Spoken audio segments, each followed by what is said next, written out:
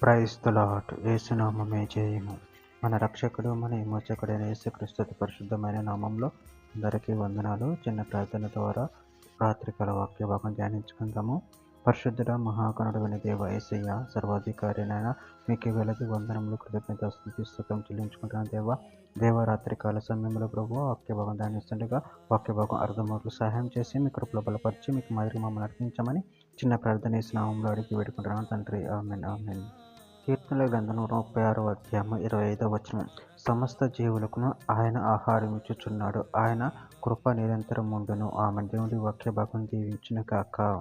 ప్రభునందు ప్రియులారా, ఇక్కడ వాక్య భాగంలో గమనించినట్లయితే సమస్త జీవులకును ఆయన ఆహారం ఇచ్చుచున్నాడు, ఆయన కృప నిరంతరం ఉండును. అదేవిధంగా వాక్య భాగంలో గమనించినట్లయితే మత్తయి సువార్త 6వ అధ్యాయం 26వ వచనంలో ఆకాశ పక్షులను చూడు, అవి విత్తవు కోయువు, కోట్లలో కూర్చుకొనవు, ఆయనను మీ పరలోక తండ్రి వాటిని పోషించుచున్నాడు, మీరు వాటికంటే బహుశ్రేష్ఠులు కారా.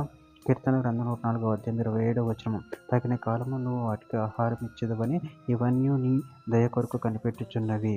యోబు గ్రంథం 38వ అధ్యాయం 41వ వచనం. తిండి లేక తిరుగులాడుచు కాకి పిల్లలు దేవునికి మొరపెట్టునప్పుడు కాకికి ఆహారం సిద్ధపరిచిన వాడెవడు. నిర్గమకాండం 16వ అధ్యాయం 4వ వచనం.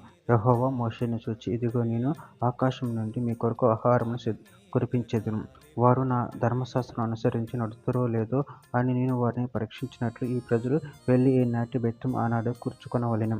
ద్వితీయోపదేశకాండం 8వ అధ్యాయం 3వ వచనం.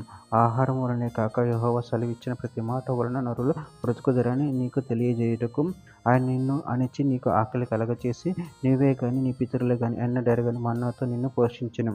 నెహెమీయా గ్రంథం 9వ అధ్యాయం 21వ వచనం. నిజంగా అరణ్యములో ఏమీ తక్కువ కాకుండా 40 సంవత్సరములు వారిని పోషించితివి, వారి వస్త్రములు పాతగిల్లలేదు, వారి కాళ్ళు వాపుకు రాలేదు.